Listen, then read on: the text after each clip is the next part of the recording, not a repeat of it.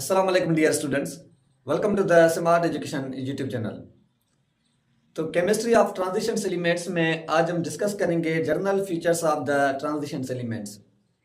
कौन से? Oxidation state, magnetic properties, alloy की फॉर्मेशंस, कलर की फॉर्मेशंस, कॉम्प्लेक्स कंपाउंड्स की फॉर्मेशंस या कैटलिस्ट की बात करें तो सबसे पहले स्टार्ट करते हैं। एक हमारे पास वर्ड यूज होता है वैलेंसी का, और दूसरा वर्ड हमारे पास होता है ऑक्सीडेशन स्टेट का वर्ड यूज होता है।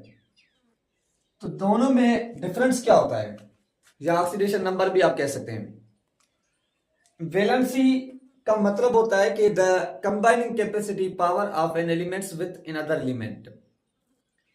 वैलेंसी जो होती है वो फिक्स होती है हर एलिमेंट की, वो कभी भी चेंज नहीं होती। ऑक्सीडेशन नंबर जो होता है वो चेंज होता रहता है, कभी +2, कभी +3, कभी +4, कभी +7 तक चला जाता है, लेकिन वैलेंसी कभी भी चेंज नहीं होता। क्वेश्चन होता है दोनों में डिफरेंस क्या, कि ऑक्सीडेशन नंबर नॉट फिक्स्ड होता है और वैलेंसी जो होती है वो फिक्स होती है। वैलेंसी वो होती है कि जिसमें एलिमेंट ज्यादा स्टेबल होता है और आसानी से इलेक्ट्रॉन लॉस करे या आसानी से इलेक्ट्रॉन गेन करे, आप उसको नाम देते हैं वैलेंसी का। ऑक्सीडेशन नंबर जिसमें एलिमेंट को आप ज्यादा अमाउंट ऑफ एनर्जी देकर या उससे इलेक्ट्रॉन्स लॉस करवाएं या गेन करवाएं एक्स्ट्रा, आप उसको नाम देते हैं किसका? ऑक्सीडेशन नंबर का नाम देते हैं।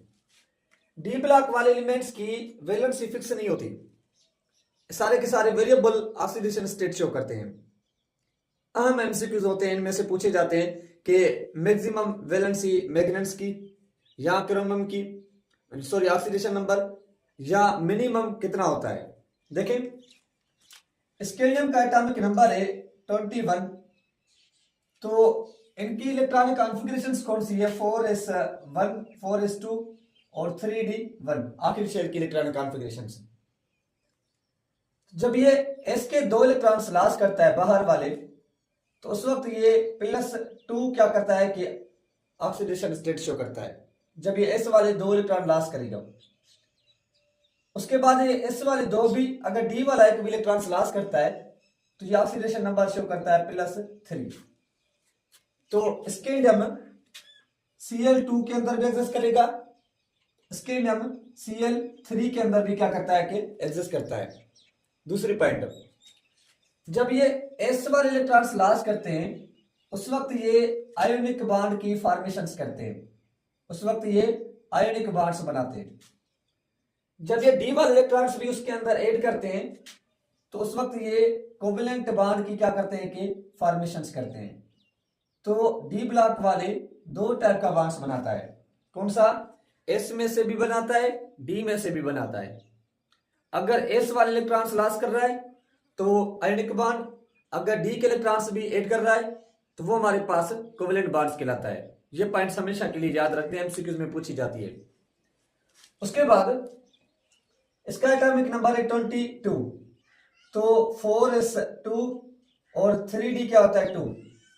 जब ये s में से 2 इलेक्ट्रॉन्स लॉस करेगा तो +2, एक d का इलेक्ट्रॉन्स लॉस करे +3, एक और d का इलेक्ट्रॉन्स लॉस करे +4। तो ये 3 ऑक्सीडेशन स्टेट में एग्जिस्ट करता है। कौन सा? टाइटेनियम एलिमेंट्स, +2, +3, +4 में भी। इसका एटॉमिक नंबर है 23, तो 4s2 और 3d क्या होता है कि 3 होता है। तो जब ये s में से 2 इलेक्ट्रॉन्स लॉस करेगा तो +2, d में से एक और ऐड कर दे +3, एक और ऐड कर दे +4, एक और ऐड कर दे +5। तो ये वैलेंसी डिफरेंट टाइप की 4 टाइप की बनाता है। +5 मैक्सिमम इसकी है, बाकी ये +2 में क्या करता है कि भी एग्जिस्ट करता है। +2 जो होती है ना, सबके सब आयोनिक बॉन्ड्स बनाते हैं, उस वक्त ये s वाले इलेक्ट्रॉन्स लॉस करते हैं। क्रोमियम में एक वेरिएबल केस आता है जो मैंने प्रीवियस में बताया था जनरल इलेक्ट्रॉनिक कॉन्फ़िगरेशंस में, कि 4s2 3d4 होना चाहिए, लेकिन ऑर्बिटल्स जो 5 p के d के ऑर्बिटल्स हैं, तो जो 4 इलेक्ट्रॉन्स इसमें मौजूद है तो क्या होता है कि वो हमारे पास ऑर्बिटल सबसे ज्यादा स्टेबल होते हैं जो फुली फिल्ड और जो हाफ फिल्ड होते हैं। तो ये अपने आप को हाफ फिल्ड करने के लिए एस के इलेक्ट्रॉन्स को निकालकर जम करवाकर यहाँ पे फिल कर देता है। तो हो जाती है हमारे पास क्या हो जाती है 4s1 और 3d, यहाँ पे हमारे पास हो जाएगा 5। ये इलेक्ट्रॉनिक कॉन्फ़िगरेशन हो जाती है।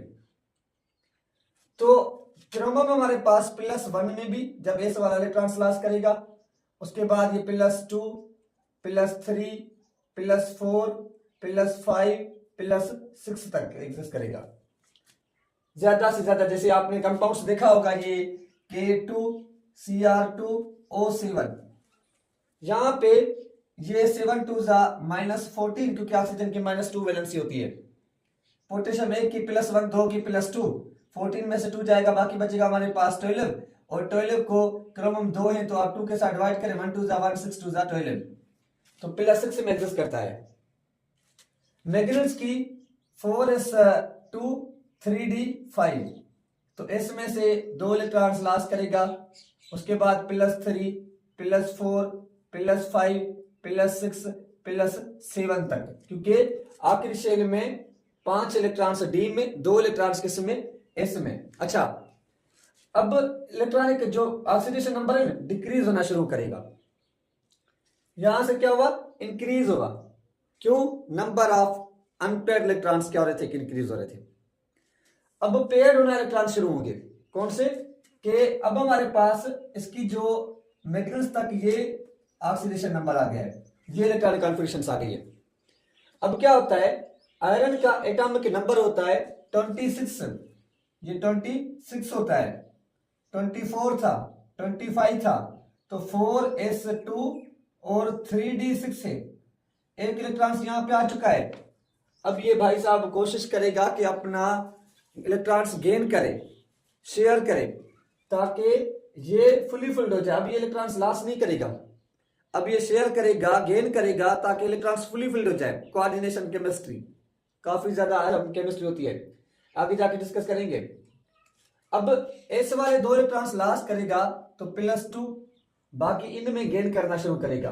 कितने अनपेयर्ड है? 1 2 3 4 है, तो 4 अनपेयर्ड इलेक्ट्रॉन्स मौजूद है यहाँ पे आयरन के पास। तो ये +3 जब एक गेन किया, दूसरा गेन किया +4, उसके बाद +5, उसके बाद +6। ये इस तरीके से क्या करता है कि बॉन्डिंग बनाता है। +6 हो जाएगा जब ये 4 गेन करेगा और 2 लॉस करेगा, इस वाले बाहर शेल वाला। इसमें से जब बनाएगा आयोडिक बॉन्ड्स, बाकी कोवेलेंट बॉन्ड्स बनाता है। ये क्लियर पॉइंट्स हो। 27 एटॉमिक नंबर, मतलब एक और इलेक्ट्रॉन यहाँ पे आ गया, एक और इलेक्ट्रॉन यहाँ पे आ गया। तो इसकी इलेक्ट्रॉनिक कॉन्फ़िगरेशन क्या होती है? 4s2 3d7 होती है।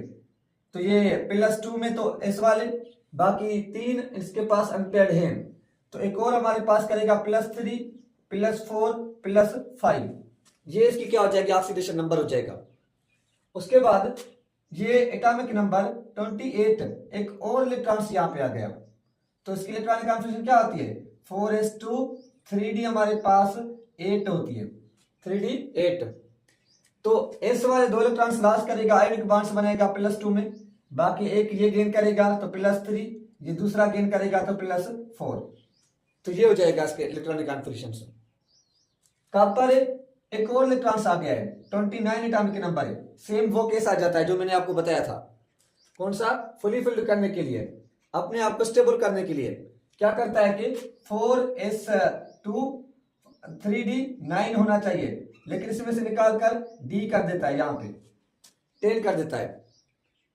तो ये इलेक्ट्रॉनिक कॉन्फ़िगरेशन होती है। अब ये s वाले इलेक्ट्रॉन्स निकालता है, तो ये +2 एक गेन करता, मतलब अगर मैं जनरल इलेक्ट्रॉनिक कॉन्फ़िगरेशन रखूं 4s2 3d9 रखता हूं, तो s वाले 2 करेगा तो +2, एक गेन यहां पे करेगा तो +3, यहां पे आ जाता है। बाकी जिंक के 4s2 और 3d10 है, ये इलेक्ट्रॉनिक कॉन्फ़िगरेशन से। अब डी के अंदर फुली फिल्ड ऑर्बिटल से उसके साथ कोई भी लेना देना नहीं, क्योंकि वो स्टेबल हो चुके। बाकी एस वाले 2 इलेक्ट्रॉन्स लॉस करेगा तो +2 के अंदर एग्जिस्ट करेगा। तो ये क्या होता है कि इनकी ऑक्सीडेशन नंबर होता है, जो डी ब्लॉक में से जिंक का ग्रुप है वो ग्रुप कहलाता है सीडो ट्रांजिशन एलिमेंट्स। क्यों सीडो? सीडो का मतलब होता है फेक, क्यों कहते हैं? क्योंकि इनकी वैलेंसी वेरिएबल नहीं है, फिक्स है, इनकी सारी प्रॉपर्टीज फिक्स है, ये ट्रांजिशन एलिमेंट जैसी प्रॉपर्टी शो ही नहीं करते, इस वजह से हम इनको नाम देते हैं सीडो ट्रांजिशन एलिमेंट्स का नाम देते हैं। अब आ जाए कि दूसरी हमारे पास सबसे ज्यादा अहम प्रॉपर्टीज, कौन सी अहम प्रॉपर्टीज हमारे पास मौजूद है? जो प्रॉपर्टीज जिसको हम नाम देते हैं किसका है? मैग्नेटिक प्रॉपर्टीज का नाम देते हैं। सबसे ज्यादा अहम प्रॉपर्टीज होती है कौन सी? Magnetic properties. पहले तो मैं आपको मैग्नेटिक प्रॉपर्टीज का मतलब समझाऊं कि मैग्नेटिक प्रॉपर्टीज का मतलब क्या होता है। देखिए, मैग्नेटिक वो सब्सटेंस जो मैग्नेटिज्म को अट्रैक्ट करें या रिपल करें, आप उसको कहते हैं कि मैग्नेटिक प्रॉपर्टीज। द सब्सटेंस, कौन से सब्सटेंस? वो सब्सटेंस व्हिच अट्रैक्ट और रिपल, जो अट्रैक्ट करते हैं या रिपल करते हैं। कोई भी हमारे पास सब्सटेंस हो या अट्रैक्ट करे या रिपल करे किसको? मैग्नेटिज्म को। किसको? मैग्नेटिज्म को अट्रैक्ट करे या रिपल करे, आप उस प्रॉपर्टीज को नाम देंगे किसका? मैग्नेटिज्म का नाम देंगे। अब क्या होता है? There are two types of magnetic, three types का। एक होते हैं डायामैग्नेटिक, एक हमारे पास होते हैं डायामैग्नेटिक होते हैं, एक हमारे पास होते हैं पैरा मैग्नेटिक होते हैं, पैरा मैग्नेटिक होते हैं, एक हमारे पास होते हैं फेरो मैग्नेटिक होते हैं। कौन से? फेरो मैग्नेटिक मॉलिक्यूल्स होते हैं, तीन टाइप के। डायामैग्नेटिक वो होते हैं जो सब्सटेंस रिपल करते हैं किसको? मैग्नेटिज्म को। जो रिपल करेंगे मैग्नेटिज्म को, उन सब्सटेंस को आप नाम देते हैं किसका? एज डायामैग्नेटिक सब्सटेंस का नाम देते हैं।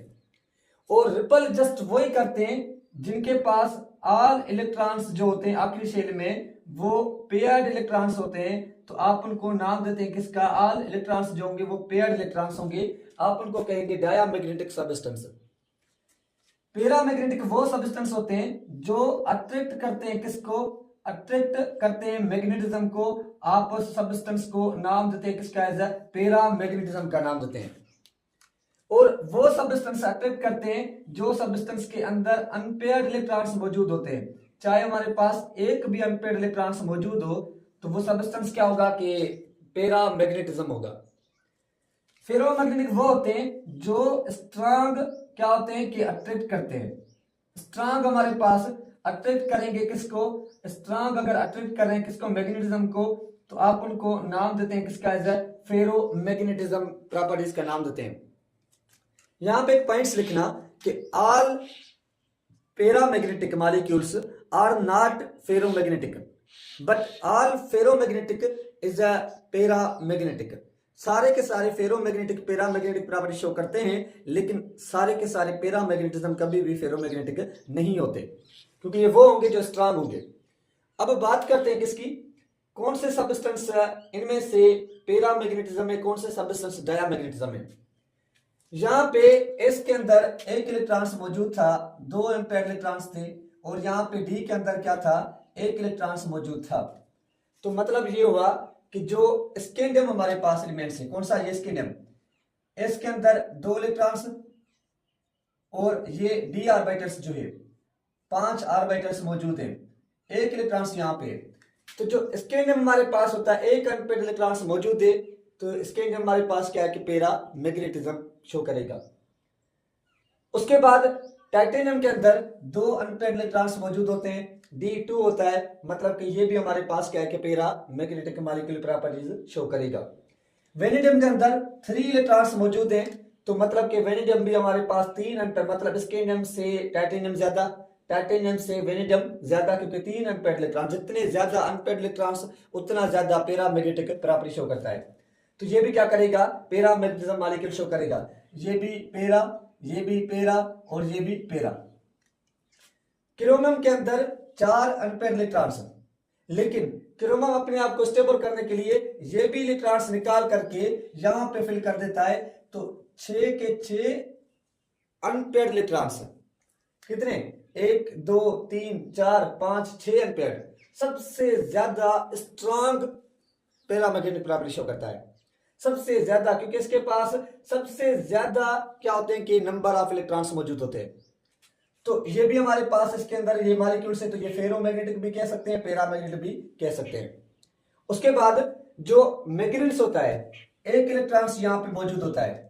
अब क्या होगा कि मैं आपको यहाँ पे एक पॉइंट्स लिखवा दूं कि जो मैग्नेटिज्म की प्रॉपर्टीज होती है फ्रॉम स्कैंडियम टू क्रोमियम तक क्या होती है कि इंक्रीज होती है। क्या होती है? इंक्रीज होती है। किसकी वजह से? Due to increase number of unpaired electrons. Increase क्या होते हैं? नंबर ऑफ अनपेयर्ड इलेक्ट्रॉन्स जो होते हैं वो क्या होते हैं कि इंक्रीज होते हैं, इस वजह से इंक्रीज होती है। फिर हम उसके बाद हमारे पास मैग्नीज से लेकर जिंक तक क्या होती है कि ये डिक्रीज होती है। क्यों डिक्रीज होती है? Due to the number of जो अनपेयर्ड इलेक्ट्रॉन्स होते हैं, अनपेयर्ड इलेक्ट्रॉन्स होते हैं वो क्या हो जाते हैं? डिक्रीज हो जाते हैं, जिसकी वजह से क्या हो जाती है? प्रॉपर्टीज डिक्रीज हो जाती है। ये पॉइंट क्लियर हो। अब जैसे मैग्नीज था 5 अनपेयर्ड इलेक्ट्रॉन्स, उसके बाद आयरन, अब ये 4 बचेंगे। तुम्हारे पास ये भी पैरा मैग्नेटिक है, ये भी पैरा, लेकिन मैग्नीज से आयरन कम, क्योंकि आयरन के पास अनपेयर्ड इलेक्ट्रॉन्स क्या है कि कम में। उसके बाद ये हमारे पास कोबाल्ट, बाकी बचे 3 अनपेयर्ड इलेक्ट्रॉन्स, मतलब ये भी हमारे पास पैरा मैग्नेटिक है लेकिन आयरन से कम होगा, क्योंकि आयरन के पास 4 थे। निकेल तो उसके पास बाकी बचे 2 अनपेयर्ड इलेक्ट्रॉन्स, मतलब कोबाल्ट से निकेल क्या होगा? कम पैरा मैग्नेटिज्म मॉलिक्यूल शो करेगा। कापर है, कापर के पास बाकी बचता है 1 अनपेयर्ड इलेक्ट्रॉन्स, तो कापर भी होगा, लेकिन कापर क्या होता है कि कम होता है paramagnetism as compare to the किससे? निकेल से। बाकी जिंक के अंदर टोटली फुली फिल्ड होते हैं। तो जो हमारे पास डी ब्लॉक में जिंक होता है वो डायमैग्नेटिक होता है, बाकी सारे के सारे पैरामैग्नेटिक होते हैं। अच्छा, एमसीक्यूज में आपसे पूछेगा कि एफ ई हमारे पास +2 या एफ ई +3 या एफ ई +1, इनमें से ज्यादा कौन सा पैरामैग्नेटिक होगा? तो आप क्या करते हैं, +2 का मतलब कि इन्होंने 2 इलेक्ट्रॉन्स लॉस किए, कौन से? एस वाले। बाकी इसके पास अनपेयर्ड इलेक्ट्रॉन्स मौजूद है, कौन से मौजूद है? डी वाले। तो ये भी हमारे पास क्या है कि हमारे पास पैरामैग्नेटिक है। +3 का मतलब है एस वाले लॉस किए, डी में से, मतलब आप समझे कि जो हमारे पास इसकी इलेक्ट्रॉनिक कॉन्फिगरेशन ये होती है 4s2, उसके बाद 3d क्या होता है कि 6 होता है। जब 3d इसके पास 6 है, तो जब Fe2+ में 2 इलेक्ट्रॉन्स लॉस करा, बाकी 4 इसके पास अनपेयर्ड इलेक्ट्रॉन्स मौजूद हैं। Fe+3 में एक और इलेक्ट्रॉन्स यहां से लॉस कर रहा है, तो मतलब सबके सब अनपेयर्ड इलेक्ट्रॉन्स हो जाते हैं, 5 के 5। इससे Fe+3 ज्यादा। Fe+1 में ये S वाला इलेक्ट्रॉन्स डी वाला इलेक्ट्रॉन्स लॉस करा, तब भी हमारे पास इसके पास क्या है कि 5 अनपेयर्ड है। तो ये दोनों के दोनों सेम, लेकिन जो हमारे पास ये Fe+2 है वो क्या हो जाएगा? बिल्कुल कम हो जाएगा। ये पॉइंट्स आप क्या करें कि क्लियर करें। अब आ जाए दूसरी प्रॉपर्टीज को हम डिस्कस करते हैं। दूसरी प्रॉपर्टीज हमारे पास कौन सी है कि एक आपने पढ़ी वेरिएबल ऑक्सीडेशन स्टेट। अब हम डिस्कस करते हैं कि जो हमारे पास नेक्स्ट प्रॉपर्टीज है वो हमारे पास ये कि इन कंपाउंड्स के जो हमारे पास कैटलिस्ट प्रॉपर्टीज शो करते हैं। तो आप समझे कि जो डी ब्लॉक वाले एलिमेंट्स होते हैं ये सारे के सारे कैटलिस्ट कंपाउंड्स हैं, कैटलिस्ट सब्सटेंस हैं। कैटलिस्ट हम किसको कहते हैं? कैटलिस्ट हमारे पास होती है कि द सब्सटेंस। कौन सा सब्सटेंस? वो सब्सटेंस जो क्या करता है? Which speed up the rate of reactions.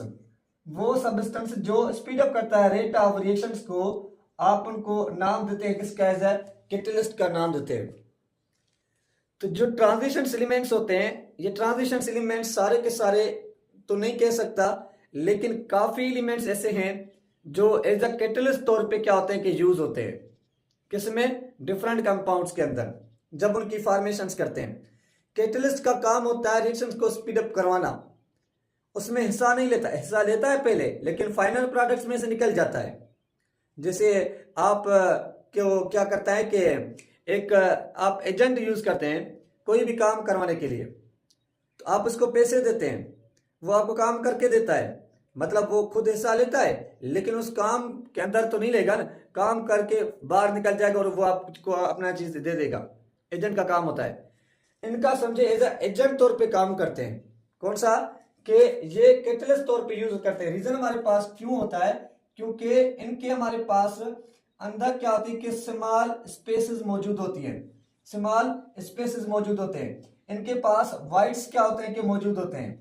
उस वजह से क्या करते हैं, ये सब्सटेंस को एब्जॉर्ब करते हैं, एब्जॉर्ब करके उस सब्सटेंस को, जो सब्सटेंस लेस हमारे पास क्या होता है कि रिएक्टिव होता है, उस लेस रिएक्टिव सब्सटेंस को रिएक्टिव करके बाहर क्या करते हैं कि रिमूव कर देते हैं। फिर वो सब्सटेंस क्या करता है कि रिएक्शन करता है किस में, उस कंपाउंड्स के साथ। जैसे कि आप रिएक्शंस करवाते हैं किस में, कि आप रिएक्शंस करवाते हैं अल्कीन कंपाउंड्स को, CH2 डबल बॉन्ड्स को आप हाइड्रोजनेशन करवाते हैं, आप H2 के साथ रिएक्शन करवाते हैं।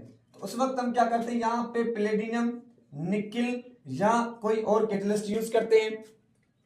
तो वो क्या करता है कि इस कंपाउंड्स को अल्केन के अंदर कन्वर्ट कर देता है, खुद नहीं हिस्सा लेता। अब कैसे, देखें, हाइड्रोजन मॉलिक्यूल फॉर्म में, और मॉलिक्यूल फॉर्म में हाइड्रोजन सबसे ज्यादा स्टेबल होता है, वो रिएक्शन ही नहीं करता। तो क्या होता है कि जो हमारे पास प्लेटिनम के एटम्स बना दूं, देखें ये मेरे पास क्या है कि प्लेटिनम है, तो ये एटम, ये एटम, ये एटम, ये एटम्स के साथ प्लेटिनम के हैं, तो ये इनके साथ क्या होते हैं कि एक दूसरे के साथ क्रिस्टल बनाते हैं, मेटालिक क्रिस्टल। देखिए यहाँ पे आपको ये वाली स्पेस, ये वाली स्पेस, ये वाली स्पेस, ये वाली स्पेस नजर आ रही है, आप इसको नाम देते हैं वाइड्स का नाम देते हैं, ये हमारे पास कहलाती है वाइड्स।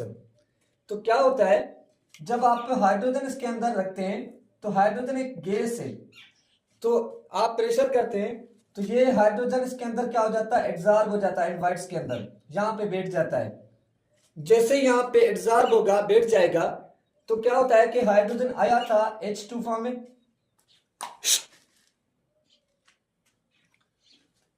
तो क्या होता है, हाइड्रोजन आया था H2 फॉर्म में, यहाँ पे H2 फॉर्म में आया था, तो ये जैसे यहाँ पे जज़ब हो जाएगा, फिर आप इनको क्या करते हैं, टेम्परेचर प्रोवाइड करते हैं, टेम्परेचर प्रोवाइड करते हैं, तो ये एटम्स को क्या करता है, धकेलता है, तो हाइड्रोजन इस वाइड से क्या होता है कि बाहर निकलना शुरू हो जाता है।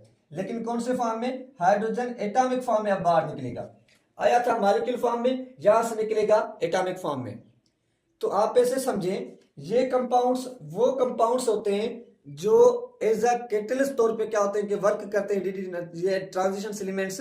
तो इस वजह से हमारे पास, किसकी वजह से, क्योंकि एटम टू एटम के अंदर, इनके अंदर स्पेस होती है, वाइड्स मौजूद होते हैं, मॉलिक्यूल्स को एब्जॉर्ब करते हैं, एब्जॉर्ब करके फिर हम जैसे टेम्परेचर देते हैं तो उसको अनरिएक्टिव से रिएक्टिव करके बाहर भेज देते हैं। उसके बाद वो हाइड्रोजन के साथ क्या होगा कि आसानी से रिएक्शंस करेगा।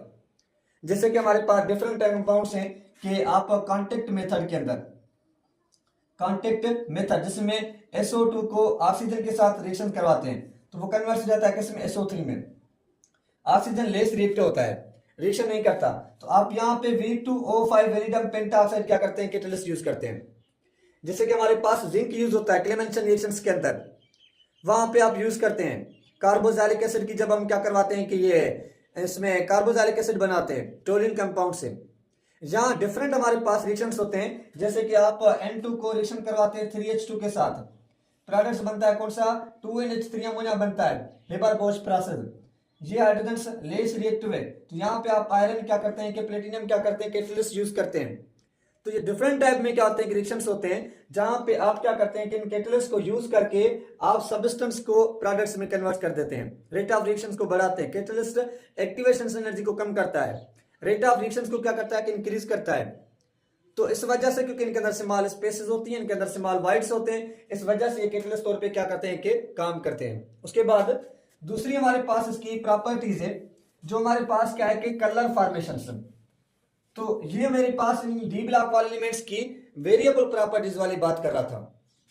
अब ये जो हमारे पास कंपाउंड्स होते हैं, ये सारे के सारे कलर फॉर्मेशंस करते हैं। क्या करते हैं, कलर फॉर्मेशंस करते हैं। अब आपने पढ़ा होगा, जो हमारे पास all elements except transition elements के पीरियोडिक टेबल के अंदर ऑल एलिमेंट्स जो मौजूद है, एलिमेंट्स मौजूद है जिनमें एक्सेप्ट ट्रांजिशन एलिमेंट्स के अलावा, एक्सेप्ट ट्रांजिशन एलिमेंट्स के अलावा, तो उन एलिमेंट्स के जो कंपाउंड्स होते हैं, उन एलिमेंट्स के जो कंपाउंड्स होते हैं वो सारे के सारे एग्जिस्ट करते हैं किस में, वाइट कलर के अंदर एग्जिस्ट करते हैं। उन सब का कोई कलर नहीं होता, वो सारे के सारे क्या होते हैं, कलरलेस होते हैं। जैसे कि NaCl है, पोटेशियम क्लोराइड है, मैग्नीशियम क्लोराइड है, कैल्शियम कार्बोनेट है, H2SO4 है, या कोई भी आप कंपाउंड्स ले लें, अमोनिया खुद है, या सोडियम हाइड्रोक्साइड है, मैग्नीशियम हाइड्रोक्साइड है। तो जो भी कंपाउंड्स ट्रांजिशन एलिमेंट्स के अलावा जिनके कंपाउंड्स होते हैं वो सारे के सारे व्हाइट कलर में एग्जिस्ट करते हैं। लेकिन जो हमारे पास ट्रांजिशन एलिमेंट्स होते हैं, इन ट्रांजिशन एलिमेंट्स के जो कंपाउंड्स होते हैं वो सारे के सारे कंपाउंड्स एग्जिस्ट करते हैं किस में, वो एग्जिस्ट करते हैं कलर फॉर्म में। जैसे कि आपने KMnO4 देखा है, पोटेशियम परमैंगनेट, ये एग्जिस्ट करता है किस में, पिंक कलर में एग्जिस्ट करता है। पिंकी कंपाउंड्स आप इसको नाम देते हैं। जैसे कि कॉपर सल्फेट होता है, CuSO4 एग्जिस्ट करता है किस में, ये ब्लू कलर में क्रिस्टल्स इसके एग्जिस्ट करते हैं। जैसे कि हमारे पास FeCl3 होता है, ब्राउन कलर में एग्जिस्ट करता है। तो ये सारे के सारे एग्जिस्ट करते हैं किस में, कलर फॉर्म में एग्जिस्ट करते हैं। क्वेश्चन होता है ऐसा क्यों, रीजन मैं आपको समझाता हूं कि इस पॉइंट्स को एक थ्योरी थी जिन्होंने एक्सप्लेन किया था, वो थ्योरी का नाम था क्रिस्टल फील्ड थ्योरी, जिसको हम नाम देते हैं किसका है, CFT थ्योरी का नाम देते हैं। अकॉर्डिंग टू द, इसको आप नाम देते हैं किसका है, क्रिस्टल फील्ड थ्योरी का नाम देते हैं।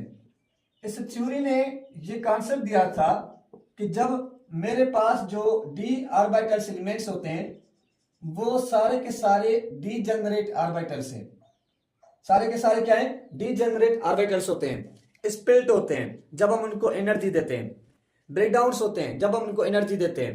किस फॉर्म में, इसने कहा कि जब आप इस dd ट्रांजिशन, जिसकी वजह से आप कहते हैं जब आप डीजेनरेट इन d ऑर्बिटल्स को एनर्जी प्रोवाइड करते हैं तो ये ब्रेकडाउन्स हो जाते हैं दो फॉर्म में, एक वो जो हाई, एक हमारे पास वो जो लो एनर्जी ऑर्बिटल्स होंगे, लो एनर्जी ऑर्बिटल्स होते हैं, एक वो हमारे पास जो हाई एनर्जी ऑर्बिटल्स होते हैं, हाई एनर्जी ऑर्बिटल्स हमारे पास होते हैं। दो फॉर्म में क्या होते हैं कि ब्रेकडाउन्स हो जाते हैं। जैसे कि इनमें से 3 हमारे पास लो एनर्जी वाले ऑर्बिटल्स और 2 इनमें से हाई एनर्जी वाले ऑर्बिटल्स, ये दो फॉर्म में एग्जिस्ट कर गए। इनको आप कहते हैं लो एनर्जी ऑर्बिटल्स, इनको आप कहते हैं हाई एनर्जी ऑर्बिटल्स। ये कहलाते हैं हमारे पास E2G और ये हमारे पास कहलाते हैं EG। तो ये जिनकी एनर्जी ज्यादा होती है। फिर क्या होता है, यहां पे फॉर एग्जाम्पल 6 इलेक्ट्रॉन्स मौजूद थे, 6 इलेक्ट्रॉन्स मौजूद थे, तो ये 3 ये इलेक्ट्रॉन्स मौजूद, एक और इलेक्ट्रॉन्स यहाँ पे मौजूद है तो वो इलेक्ट्रॉन्स यहाँ पे फिल्ड है, 7 इलेक्ट्रॉन्स। क्या होता है, जब आप इस इलेक्ट्रॉन्स को जंप करवाते हैं ऊपर, या एनर्जी देते हैं या कुछ भी देते हैं, या यूवी लाइट्स या कुछ भी देते हैं, तो ये इलेक्ट्रॉन्स जंप करता है किसमें, ऊपर वाले ऑर्बिटल में। किस लिए, जब आप इसको एनर्जी देंगे तो यहाँ पे ये इलेक्ट्रॉन्स जो है वो अपने ग्राउंड स्टेट के अंदर मौजूद है, ग्राउंड स्टेट में क्या है कि मौजूद है। जब ये इलेक्ट्रॉन्स ग्राउंड से एक्साइटेड में चला जाता है, बाहर में चला जाता है, जब ये इलेक्ट्रॉन्स यहां से जंप करेगा यहाँ पे तो इलेक्ट्रॉन्स यहाँ पे आ जाएगा। आप इस स्टेट को नाम देते हैं किसका है, एक्साइटेड स्टेट का नाम देते हैं, एक्साइटेड स्टेट्स का नाम देते हैं, जिसमें इलेक्ट्रॉन्स चला जाता है। फिर क्या होता है, एक्साइटेड स्टेट में इलेक्ट्रॉन्स जो होते हैं वो अनस्टेबल होते हैं, क्योंकि वो लो एनर्जी से आकर हाई एनर्जी में आ गया। हाई एनर्जी में कोई भी चीज स्टेबल नहीं होती। यहाँ पे ये इलेक्ट्रॉन्स क्या है कि अनस्टेबल है। फिर क्या होगा, ये इलेक्ट्रॉन्स दोबारा वापस आने की कोशिश करेगा।